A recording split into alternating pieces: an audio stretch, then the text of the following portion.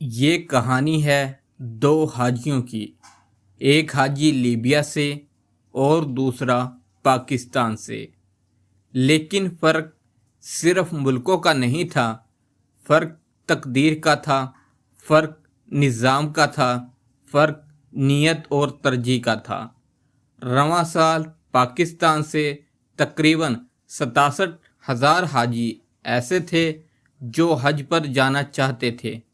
سینے میں ارمان لیے، زندگی بھر کی جمع پونجی لگا دی، بوڑھی ہڈیاں لے کر حج کے لیے خواب بنے، لیکن نہ ان کا نام لسٹ میں آیا، نہ ان کی کال کسی کو سنائی دی، اور نہ ان کے حق میں کوئی سسٹم جاگا۔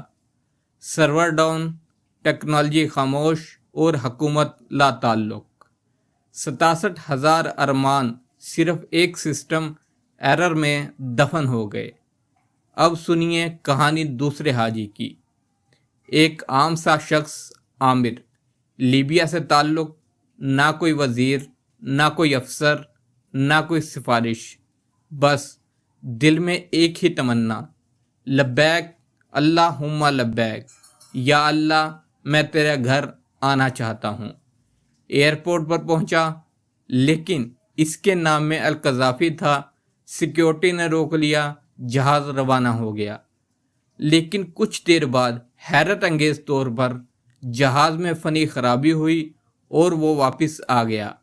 عامر نے پھر کوشش کی، مگر پائلٹ نے دروازہ نہ کھولا۔ جہاز پھر روانہ ہو گیا، پھر دوبارہ وہی خرابی اور جہاز پھر واپس۔ پھر تیسری بار وہی مسئلہ، پھر واپسی۔ اور اب کی بار پائلٹ نے کہا، جب تک عامر جہاز میں سوار نہیں ہوگا ہم اڑان نہیں بھر سکتے۔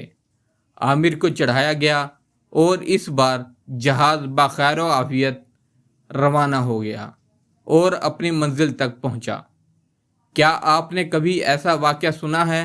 جہاز 3 بار واپس آئے صرف ایک حاجی کے لیے۔ یہ معجزہ تھا۔ جی ہاں، معجزے آج بھی ہوتے ہیں، لیکن ان کے لیے جن کی نیت خالص ہو، جن کے دل میں اللہ کی سچی طلب ہو۔ اور ہم نے 67,000 حاجیوں کو اس لیے روک دیا کیونکہ ہماری مشینوں نے ریجیکٹ لکھ دیا تھا، کیونکہ ہم نے حج کو بھی ایک فائل، ایک فارم اور ایک سسٹم میں بند کر دیا۔ لیکن یاد رکھو، جہاں انسان کا نظام فیل ہوتا ہے وہیں اللہ کا نظام جاگتا ہے۔ عامر گمنام تھا، لیکن اللہ کے ہاں پہچانا گیا۔ ہمارے حاجی پہچانے ہوئے چہرے، لیکن نظام کے اندھے خانے میں گم ہو گئے۔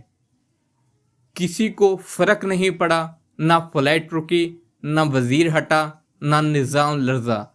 لیکن ادھر عامر کے لیے جہاز 3 بار پلٹا، تقدیر نے رستہ بدلا اور عرش نے اس کا لبیک سن لیا۔ سوچنے کی بات یہ ہے، ہماری نیتیں پاسپورٹ میں ہیں اور اس کی نیت دل میں۔ لبیک اللہم لبیک کہنے والوں کو اللہ کبھی تنہا نہیں چھوڑتا۔